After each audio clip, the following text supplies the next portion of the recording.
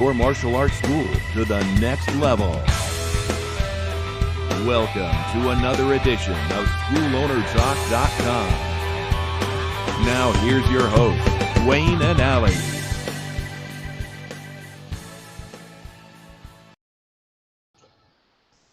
Hello, Dwayne Brummett here with Allie Alberigo, SchoolOwnerTalk.com. Good morning, Allie. After some technical difficulties, we're finally on.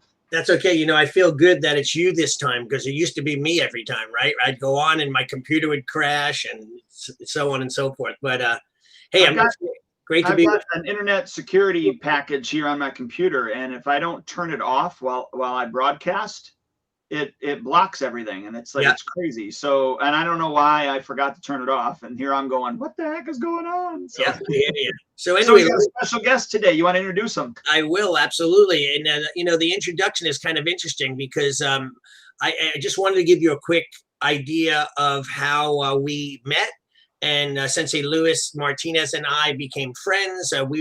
We were both training in one of the ninja lineage, one of the cons, and started off in one out of the two major organizations that there were. And actually, it was Lewis's teacher that I met first, and he actually was assigned to come and train with me through my teacher from Japan, and then we became fast friends. And of course, after I left the organization, his teacher kept on going, and he also kept on going.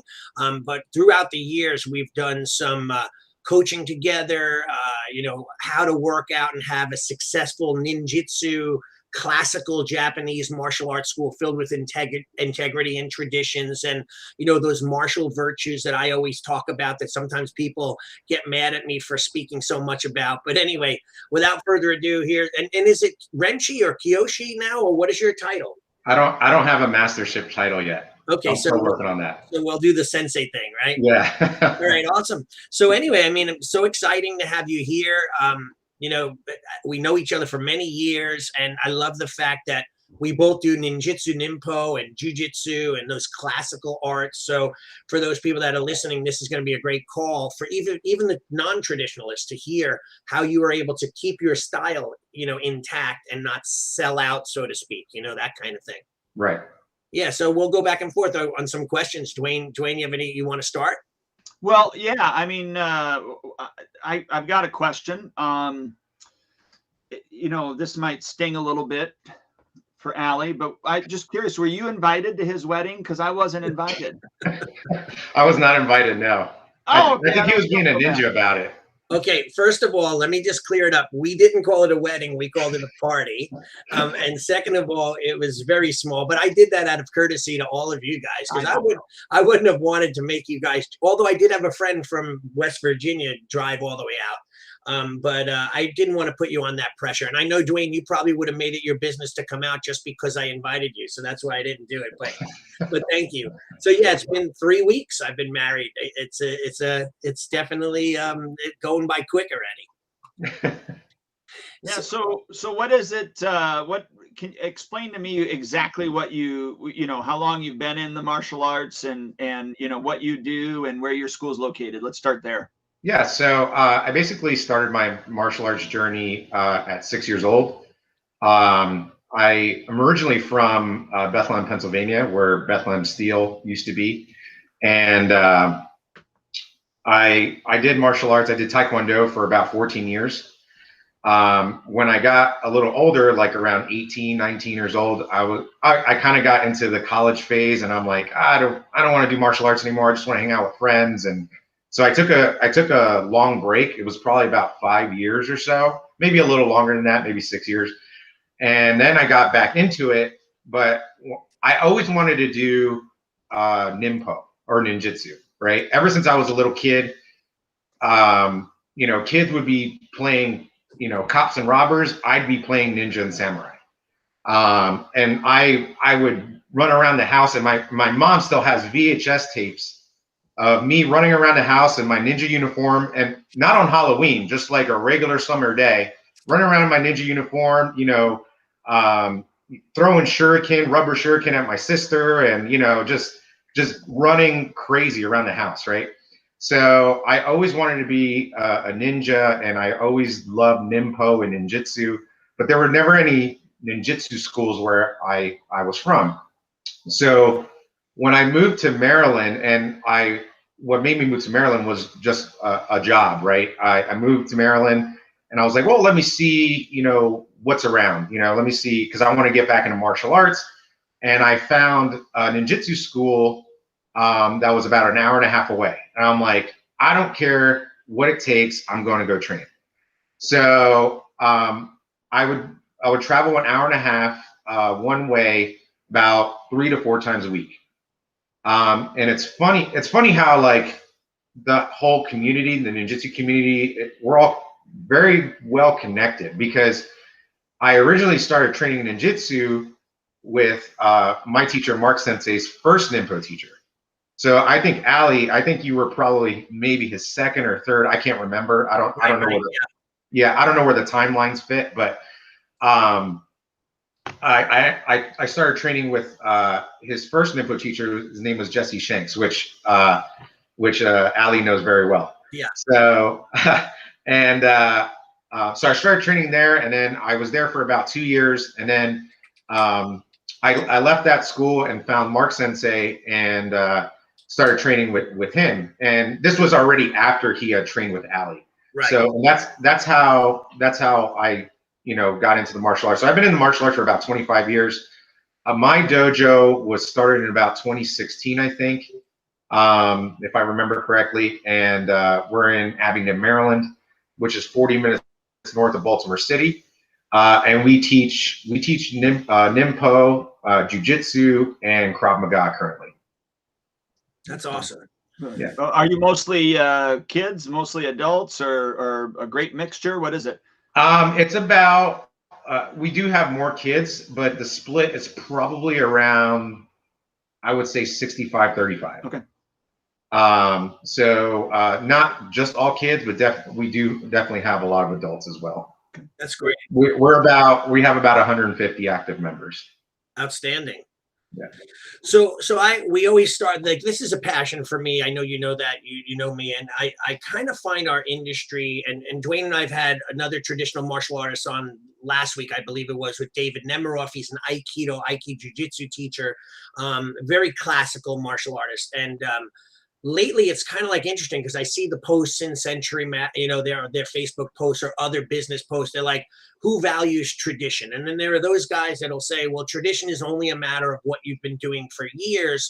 But I still think, and you have a little bit of what, because you've been to Japan, you've traveled over there, you've trained with the Grand Master who I was trained with, right? And what is your opinion on what real traditional martial arts? Because I still think a lot of American martial artists, they don't quite understand the word tradition and what that is when you go to Japan versus like what you think it is here in the United States, the buzzword. Like, what are your thoughts on that? I think it depends on the person, but for me, and you can attest to this, Ali, we were always taught that Ninpo is always evolving, right? Right. So yes, we train in traditional arts, we throw shuriken and things like that. And we train in bow and arrow and things like that, right? Which is very, very traditional. Mm-hmm. But for me to not learn modern arts, I would be doing Ninpo a disservice. So, I train in, BJJ now, and, I've done some judo, and, gotten involved with some more of the modern martial arts like Krav Maga and things like that. And I've incorporated that into my programs at the dojo. And I think that's what's made us successful is, yes, we teach traditional arts and we study the history because, we don't want to let it die. And, right. And there's a certain, with the traditional arts, there's a certain humbleism, if that's even a word, to them. And sorry, my dog is like going crazy right now. My dog normally does that too. Dwayne always gets on me for that as well. Yeah, he's such a yapper. But anyway, so there's a certain humbleism that comes to traditional martial arts. When I watch a lot of the modern arts like UFC and things like that, Sorry, this like distracted me. When I watch like UFC, like I see a lot of guys, you know, they show like no respect or anything like that. And with the traditional martial arts, it teaches you how to be respectful and have honor and things like that. And I'm not saying all modern martial arts schools don't have respect. That's not what I'm saying. But I'm saying with the traditional martial arts, it teaches you a hierarchy, how to respect, you know, the ones that come before you, things like that. So if that kind of puts in perspective, yes, we're a traditional school, but we also train in modern martial arts as well. Yeah, I think that is where the misconception lies, where a lot of these school owners nowadays, they're like, hey, listen, we've never trained in Japan. Like I made a post and I talked about Japan and how I teach, like I learned in Japan and yada, yada, yada. And they're like, well, you don't live in Japan. Why do you do that? And I said, but I want to keep my art as close to the source that I possibly can so that I'm passing on this lineage, this legacy. Of course, obviously, if there was a technique that says, you know, do this and it's all dangerous in our modern day application, I wouldn't teach it, right? But at the same time, I want them to really understand, like there's so much more. Like when I went to Japan, I felt like my connection to the teacher, to the art, to the form, to the system was so much deeper because I followed the Japanese rituals and the protocols and the levels of respect to my teacher and the hierarchy, but then also the classicalness. Like whenever I go to a museum in Japan, I want to know why it was done that way back 2,000 years ago. Like what was the history of the sword and the this and the that. And I wanted to be complete. Like if I got a really complete education in college, I wanted to have all the answers for everybody. And that's what I find that's missing in this modern day martial art era. Right. Right. So you had some other questions, Wayne? We'll go back. Yeah, I was just going to ask you, you know, what are your thoughts then on like the benefits of, you know, teaching a traditional style as opposed to, you know, being more modern with I know you're intermixing some of those things, but you know, I'm assuming, and correct me if I'm wrong, you are teaching the traditional style, the traditional way. What's the benefit to the society nowadays with that? I think a big benefit is teaching just respect.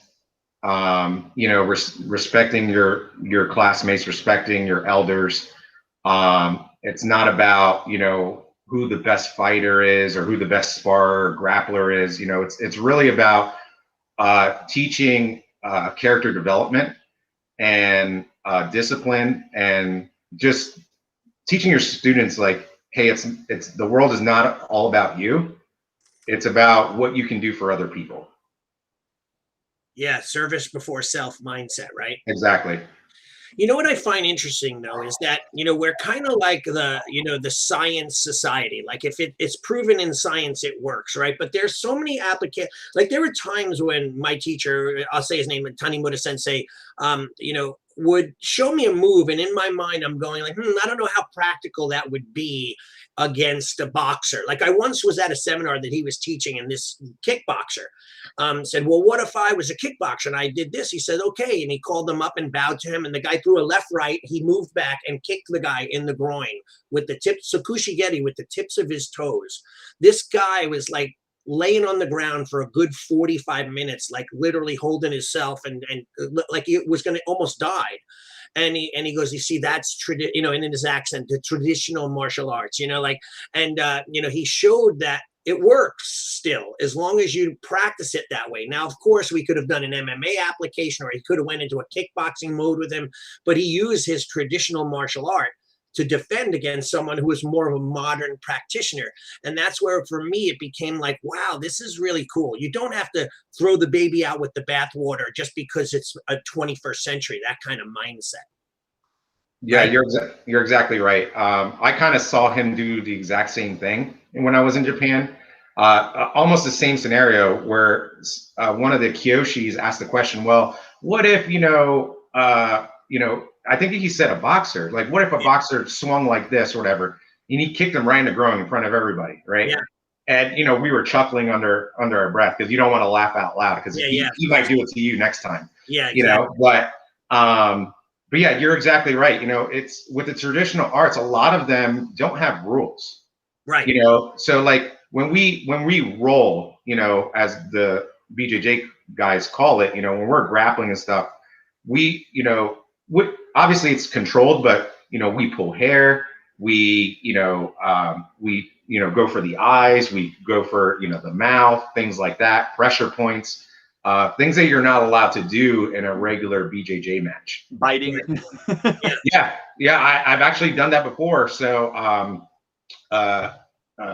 Sydney, my girlfriend, she got me in a rear naked choke once. And she almost beat me. And it was that one time I'm like, I'm not going to let her win. And I just ended up biting her arm just slightly, and she let go right away. And I got her to flip over and stuff. So she still gets on me every day about that. That's funny though, and that's really it. But I think that it's interesting though. I think that sometimes when I say, like, if I teach a seminar on wrist locks, I just did it like 3 weekends ago, and I'm in a room of like 200 people, and I say, let's do it this way, very specific. Like I was doing a hazugake, which you would know in Japanese, and very powerful lock, like, and I showed it, but then I'd have to walk around the room and ask people to do it my way, not their way. Even though they just learned it, they wanted to do it their way, where they knew how to do it and to be successful. I'm like, imagine if you learned it my way. Now you'd have 2 ways to do it versus one, and you'd be that much more devastating. But people are so close-minded to learning new things because they want to shine in what they know. They're not willing to become a white belt again and learn I want to say, Tanimura Sensei would say the correct way to do it, right? Right. Because he was the only correct one, right? He was the one who knew how to do it right. And by the way, half the time he was 100% correct, right, because he was that good. But all right, cool. So Dwayne, we have other questions. We'll jump into like some of the business side of how you're functioning in this society, doing what you do. Sure. So Dwayne, you want to go, or do you want me to go? Yeah, go ahead.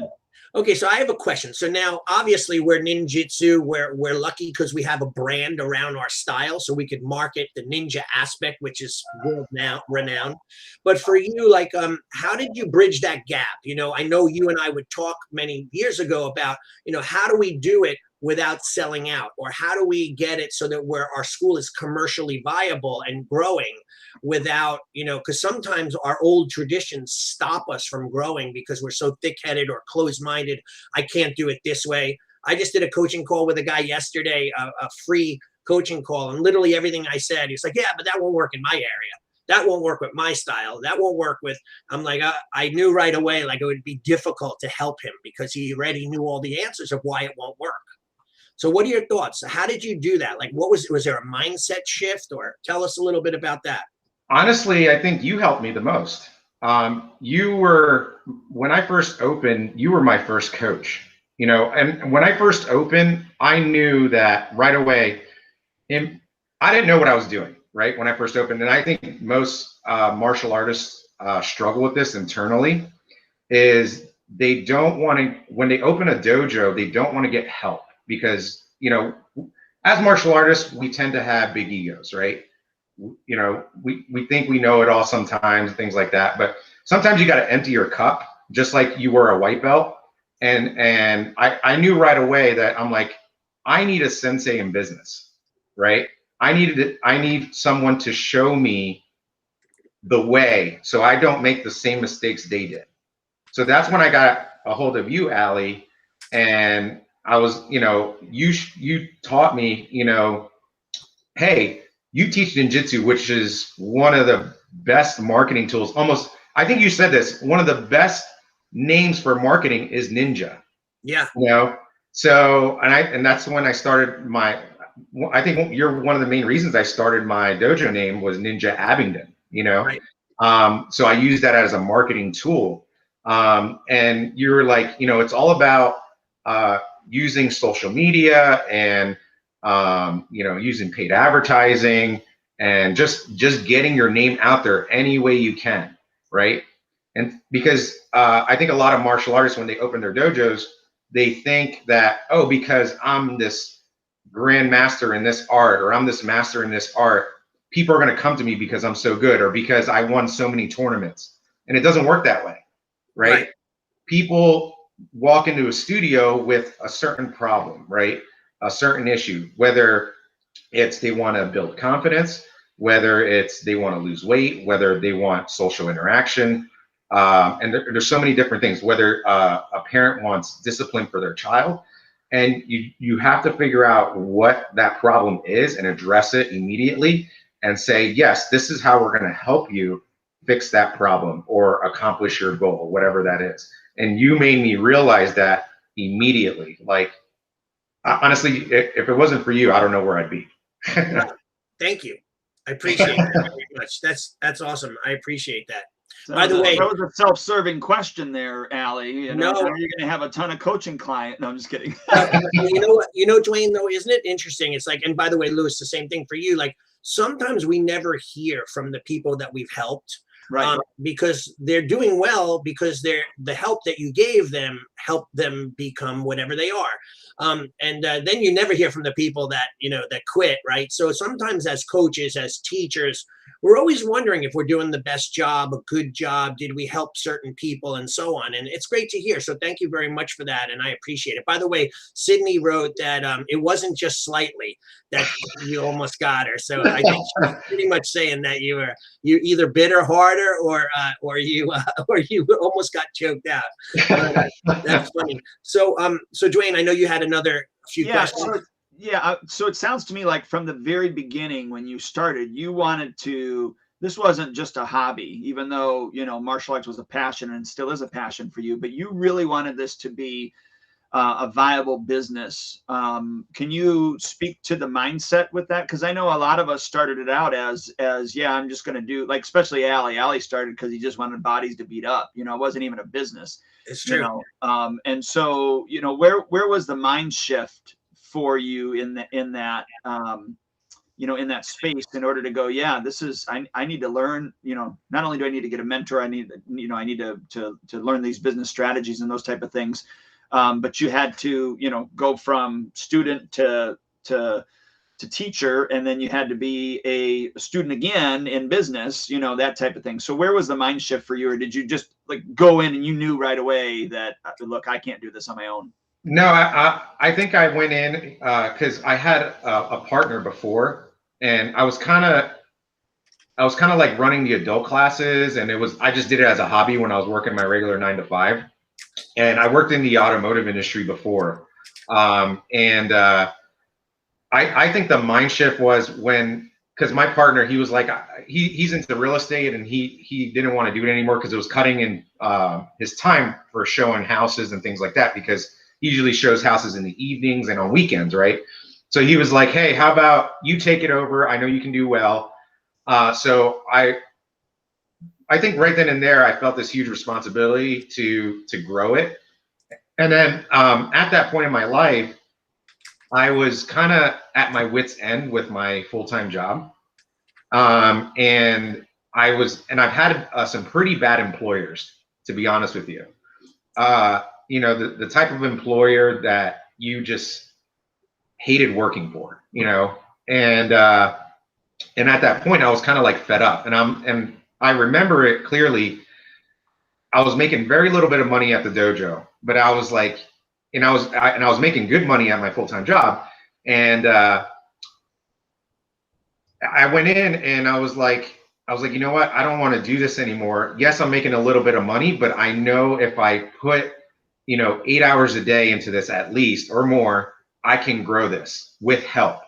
So I think right as I quit my full-time job to work at the studio full-time, I think I was making like at the studio, I think I was making like not even 30,000, right? I was making less than that, maybe 20, 25,000. And at my full-time job, I was making like 70, right? So I was like, I'm just going to eat ramen noodles, and struggle and just have the bare essentials to make this work. And I called Allie. We had several discussions over the phone, and he was like, yes, I can help you. And I think he helped me out with pricing and things like that. And we kind of grew, as I grew together, and it just worked out. I think, putting myself in an uncomfortable situation, where I had to save, really made me hunker down and really work on the business, if that makes sense, because it was a survival thing. Yeah, it makes perfect sense. You burnt the boat. There was no going back, and right. It was either make it or break it. And of course, you weren't going to break it, so you were going to make it. Yeah, exactly. Okay. All right. Well, what with regards to that, you already went into it, with the humility in mind, meaning that you understood that you didn't know what you didn't know. That's one of the phrases that Allie and I talk about all the time. And so obviously when working with Allie, there were some aha moments that probably occurred. Can you share a few of those aha moments, in your interactions with Allie, and then being able to apply them into your school? And Yeah, it may not even be something that was a physical thing, but it was just like, oh my gosh. so two aha moments come to mind when I think of Allie.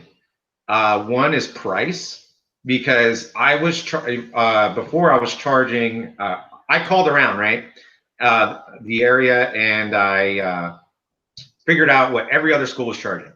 So I was like, all right, my mentality was, and I'm sure this is with a lot of school owners, I'm going to undercut everybody, and everybody's going to come to me, right? So I think I was charging like $80 a month or something like that, right? And which is very, very cheap. And Allie made me realize, like, no, it's not about, you need to definitely raise your price, because you need to add value so you can raise your price and things like that. So you're getting paid more for what you're worth. And then number two, Allie made me realize product sales. So he was like, hey, you need to like incorporate your products with your curriculum and this and that. Until this day, our students have to buy certain tools or gear every time they level up. And my product sales went through the roof when I did that. And they still do. I do thousands of dollars in product sales. And we're still using Allie's system when it comes to that. Good. That's good. Wow, that Allie guy is so smart. Well, I can attest to the fact that he had brought up the fact that when somebody joins, why don't you sell them a second uniform? You're giving them the first one for free, but why don't you sell them the second one at a reduced rate? Right. That was game changer, small game changer, but in the long run, it's a big game changer. The other thing was I was just selling one set of sparring gear, and he said, why don't you give them 3 options? And not everybody chooses the most expensive. More people choose the cheaper one, but the middle one is getting bought, maybe 20% of the time. And I strategically have made that, that I make more on that than I do even the lighter one, that type of thing. So just some of those game-changing things, were huge with regards to retail sales, which that's, Allie talks about that. That's one of the biggest holes in the martial arts industry, is retail. I also have one more thing that just came to mind. Allie told me, put your logo on everything. Because when you put your logo on everything, you can charge a good rate, make some good profit margins. Because if we, as school owners, when we buy stuff from a distributor or vendor or whatever, unless you're going directly to the source, we don't really make a lot of money off of it, which is kind of sad. You know what I mean? But if you put your logo on it, you can make a little bit more, because it's your product, instead of somebody else's. Well, how about you? I don't know if you guys do water, but just bottles of water. We get bottles of water. We put our little logo around it. And we sell them for $1. It's cold water. It's $1. And every year I'm making $600 to $700 just by selling, water. Yep. And I probably paid, I don't know, I probably invested $100 and it made $700. You know what I mean? You know what I just saw Master Chung Park, and I used to do this. I don't do it anymore. I don't know why. I forgot about it. But he has a water bottle with his logo around it, and it's an intro. He has it waiting for every new trial that comes in, with a little package of information sitting on the desk with like a wedding name tag, like a table setting, John Smith, and it sits on the table for those parents to come in with the water bottle waiting for them. So it's them being greeted. Like I used to say, and we all used to say this, greeted like the president of the United States, like you treat him that special. But nowadays people don't do that with we don't have that respect for leadership. But so, treat them like they were the most important VIP that ever came through your door, right? And I think that that's a big takeaway that people should really understand, right? So cool. My other question for you too is this: is like, I know now, as you're a full-time martial artist, I know you have other ventures. You have race cars and things like that, and so on. So, but as far as your dojo goes, like, what do you find to be the most frustrating aspect of running a school nowadays? And I know some of the things we've chatted about, but what do you find like every day where if you could just hit the delete button and never have to deal with that kind of stuff again, and your life would be so much better? Wow, that's a tough question because there's so many. Yeah, there are. Most frustrating thing, I guess sometimes dealing with parents, Okay.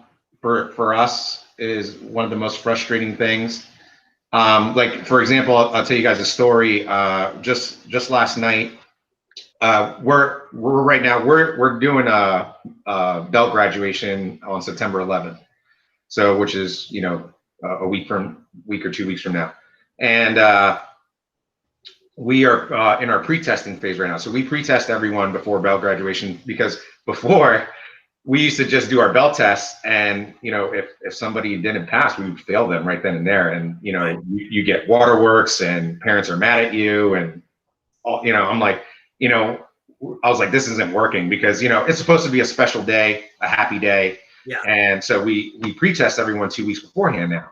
So if they're not ready, we'll let them know, hey, you're not ready, you're gonna have to wait till next time, things like that. So I pre-tested a kid last night, and he didn't do well during the whole second part of the curriculum, right, which is 50%, right? And I told his dad, hey, like, he's not entirely ready, but I'm going to give him one more chance to pre-test, because I know he can do it, because he is a really good student. I don't know where the disconnect was, because every other student that we pre-tested so far has passed, right? So, and he's a pretty tough student. So I don't know, maybe over the last 3 months, I don't know, maybe there's some kind of disconnect or somewhere, I don't know. But I told him, technically per the rules, I'm supposed to fail you, but I'm going to give him one more shot because I know he's a good student and I know he can do it, right?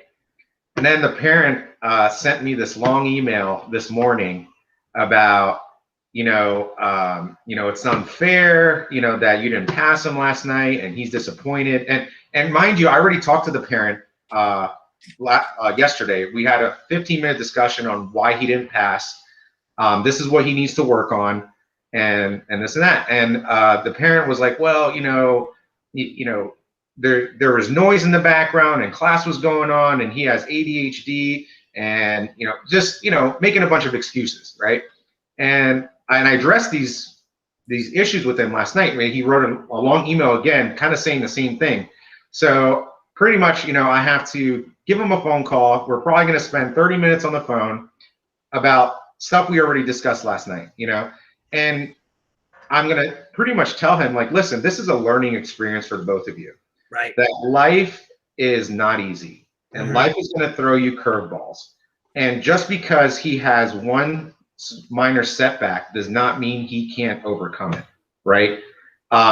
So I think that's the most difficult part is parents always want the best for their children, and I get that, but sometimes they don't know what's best for them, and sometimes children need to fail in order to realize, like, hey, life is not easy all the time.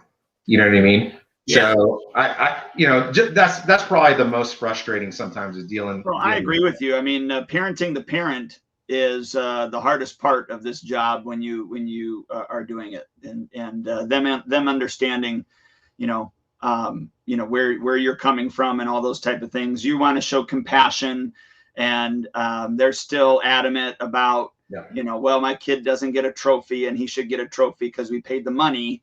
Right. So he should get a trophy, those type of things. So, and I don't know how, and you're not asking for answers, but I just want to throw this out there for the listeners is, if you don't have some sort of policy and procedures manual ahead of time that they're supposed to read and sign off on, I would encourage people to do that. Now, does that mean that they actually read it, even though they signed it?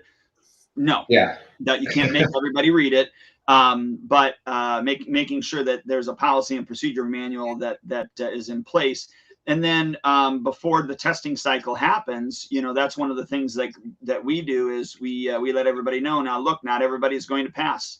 Not everybody's going to test this time. Right. We understand that life happens. You forget the information, you freeze, or you didn't practice it in the first place. Yeah. And so therefore, we're not going to allow you to pass, even though we understand that life happens. And so, we've and we still have those issues too, but we try to pre-frame everybody as much as we possibly can, so that we have less and less and less of them. That's interesting. Hey, check this out. I this morning just posted this quote that was the weirdest thing in the world to me is when people ignore what you actually said and the actual words that came out of your mouth, but they respond to what they feel you said and they don't hear anything else. Right. So they're only reacting to what they believe they heard or what they wanted to hear. So the other day I had a mom who did camp with her young daughter, a little overweight, cute little adorable kid. I loved her, having her in class. And the kid would always hang around with two of the big tough boys in the summer camp, and they'd pick on her eventually. And then I said, well, we could separate them. No, don't separate them. So then one day I get an email that says, we're taking our kid out of the school entirely. This is not an environment where they should be bullied. So I wrote back to her nicely. I said, listen, I'm here to help you. I was bullied as a kid. Thank God I knew how to fight. I said, I want to help you. She says, now you're going to shame my daughter now by calling her a shy kid and whatever. I'm like, wow, she only heard what she was ready to fight about, right? She didn't want to hear that I was part of the solution. I wanted to be on her team. I wanted to help her so this never happens anymore. So it really all depends. So even with those students, Luce, for you, that people are not going to test. I had a good friend when people would say, why isn't my kid ready to test? He would respond by saying, I don't know. Why isn't your kid ready to test? And he'd ask and he'd say, do you know what he needs? And they'd say, no, I don't know. Well, here, maybe that's what we should discuss. And maybe you could go over it at home and maybe you could be a part of the solution. But I agree with you. If it weren't for parents and disloyalty with students, the business, the school, running a dojo would be blissful. Yes. Right? Those frustrations are what makes us sometimes want to quit, right? And right. Not business anymore. Right. Well, but let me throw this out here. I think though those tough parents are actually good for us because it just reinforces the fact that we're doing the right things, and we're standing up for the right values and ideals. And yeah, we may, piss off a few people and they leave. But eventually they were going to probably be the problem at the school anyways. So, yes. That's and then when I first started, I would have never thought like that. Now, right. I'm like, look, these are the rules. I probably would have done what you did and said, we'll give him one more chance. But that's it. Right. Yeah. So. And sometimes too, look, my daughter just finally passed her driving test the other day after failing 3 times, but she had 3 instructors that were so mean to her. Like, get in the car, start it up, let's go. And like they were on her from the minute she met them. And then the last one was a nice lady, sweet as pie, took her through don't worry, you're going to do great. She passed with flying colors. So it really all depends. Some people are just bad at testing. Versus, they might be, that's why you pre-test, because we kind of know ahead of time that they're capable. So right. You could get them ready to go. And then that day is just the ceremony. Right. Well, I remember I had we got strikes now, but this was before I had a strike system when you forget things to bring them to class. And if you forgot to bring your belt to class, you'd have to write a report. And we would just tell you what that report was on. Well, I had a mom one time say to me, and the kid was in an advanced class, so they had been with me for 3 years, or more. And the mom goes, well, it wasn't his fault. It was my fault, right. And I go, no, I understand that it was your fault, but it's his responsibility. Right. And he says, well, but that's not fair that he's got to write a report. And I go, well, that's okay. I said, are you saying that since it's your fault, you should write the report? And she goes, no, he can write the report. Well, I hate that.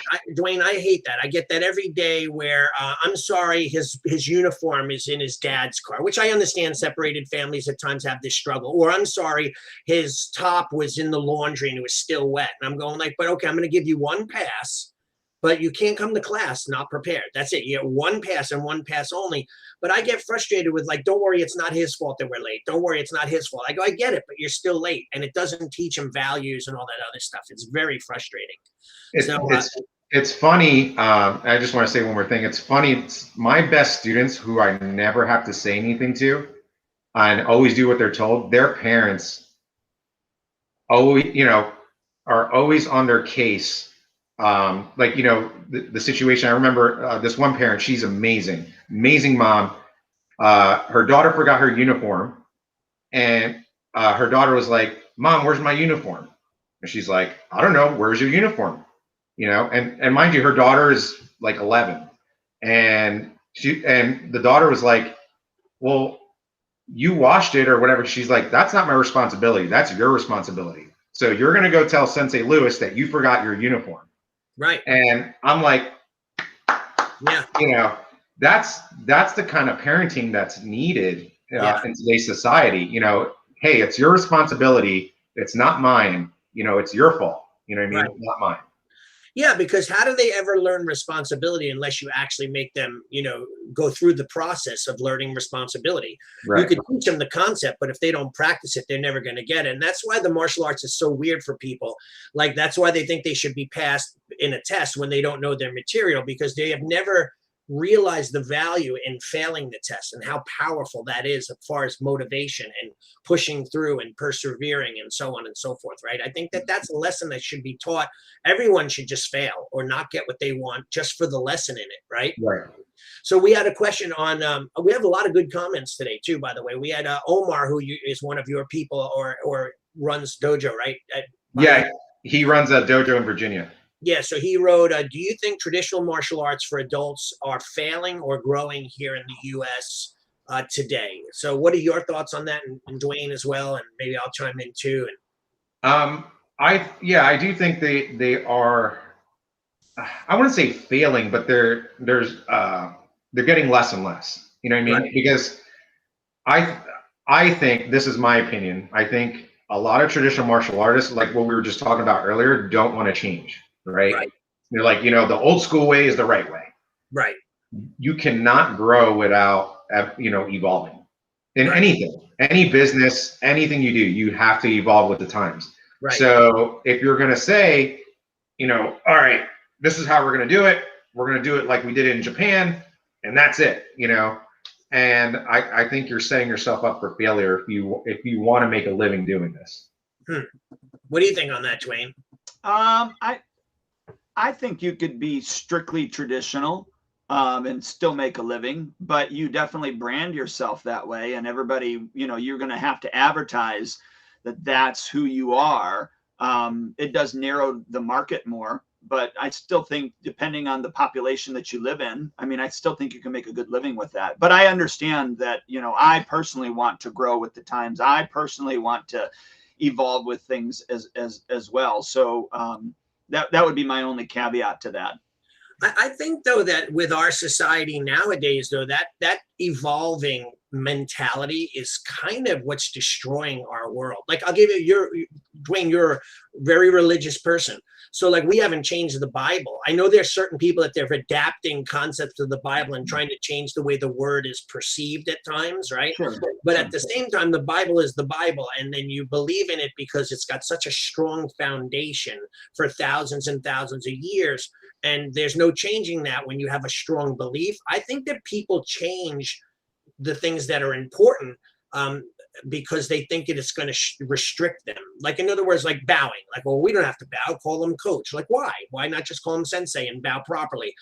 Teach those values. That's the way we do it. How to handle a weapon and how we use a sword, or how we bow it into the kamisa or kamidana, right? And all these things are traditions that are in our lineage that we could still keep on doing that won't affect the way people perceive. In fact, I found that people like that more, especially the adult population, going back to the question, where people that are older are looking for that root, for that connection, for that spirituality, for something bigger than themselves. And by the way, you're never going to get the students that don't believe in that, but they'll just come and go, right? But you will, if you market properly, find enough people, like Dwayne said, you could, in your population, to have 300-400 of those people that believe in what you do, similar to if they went to a certain congregation and believed in that church. But we have to be really careful that we throw away traditions to try to appeal. Like on Century Martial Arts, they had this big, and Dwayne and I are pretty much on the same page on this, but it was a big discussion on what we should call our instructors, what they identify as they, him, she, her, you know, whatever, right? Like, and I'm like, why not just say sensei or sabunim or coach? You don't have to identify their sexual preference while talking to them. You could call them what you do. Like, but they're all worried. This one school was all worried about how to address certain instructors. I go, I don't think it's our responsibility as martial artists to bridge that gap. That's a parent issue, not ours. So I think that we have to be careful with not doing certain things because we're afraid that it's not going to be as appealing. It may be if you sell it properly. Well, and like you had brought up, I mean, sensei is a term, and yes, did it originally probably only apply to men? Yeah, but it's not a. I don't believe it's a gender term. Right. You know. Well, so that's like, for example, I'll tell you a funny story. When I went to Japan, like my first 2 trips, I never really sat in seiza. Like we sit really high-handed on our thighs where it's up near our hips. So I came from a very loose martial art where our hands were like thrown on our knees wherever they were.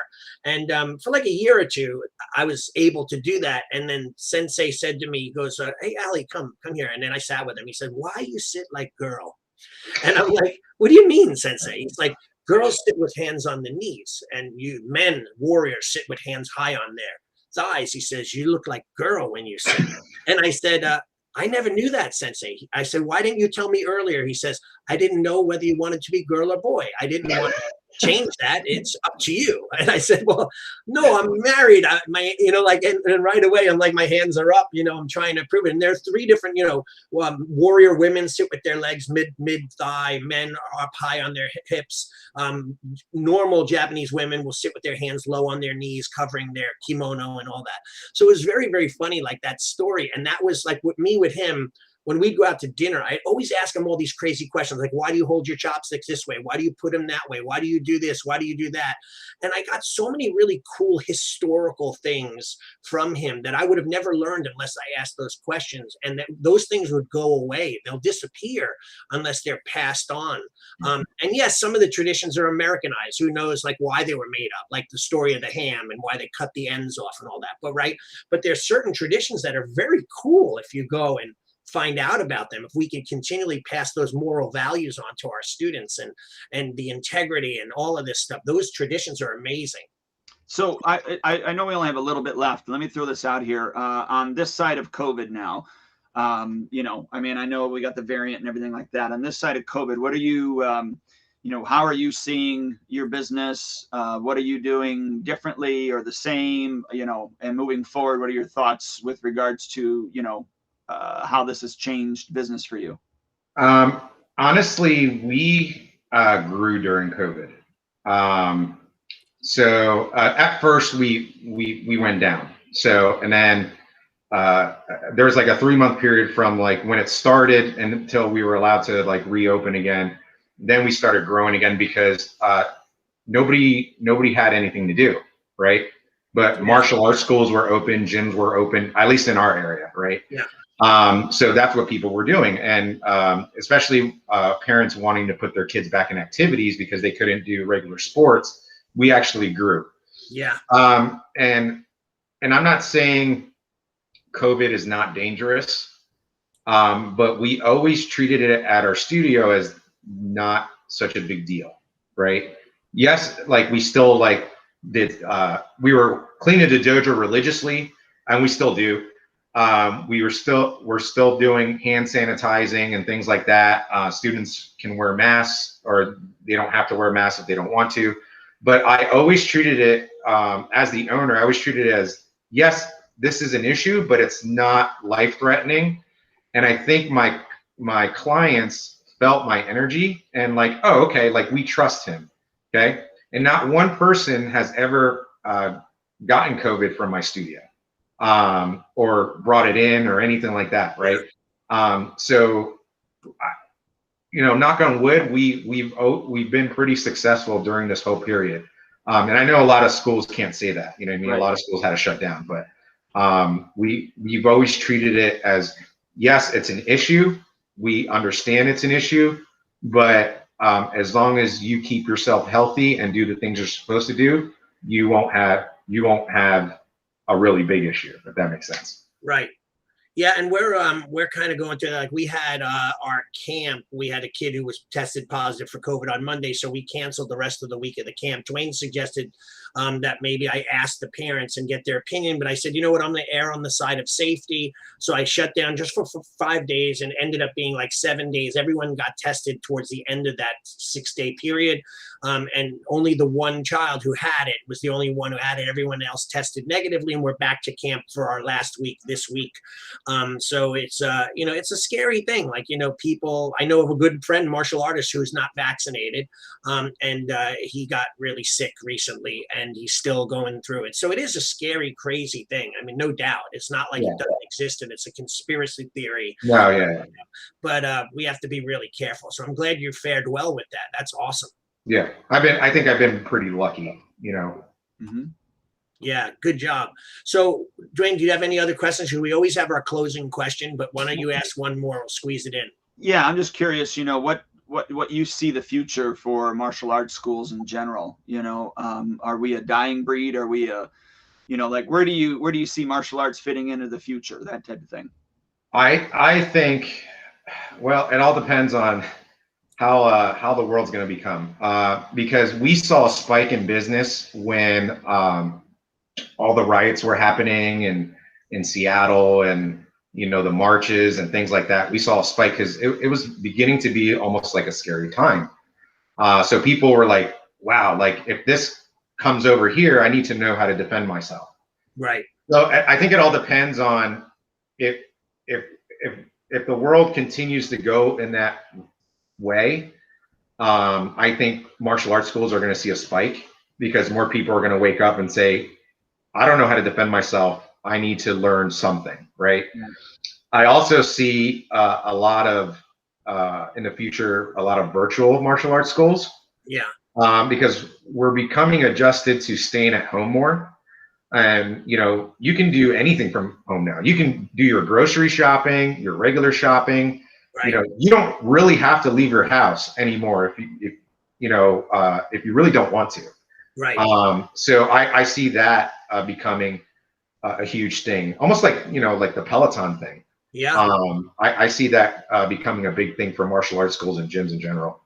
Yeah, my wife is addicted. We were lucky. We bought Peloton in like September before COVID hit, and then a whole bunch of weights just to have because she likes working out at home. And throughout COVID, we had this gym downstairs, and she's still to this day. She like at lunch. She works out at home. Sometimes she's like, I'm going downstairs, getting my workout in. She's addicted. She's such a regular training every day. Never misses it. It's amazing.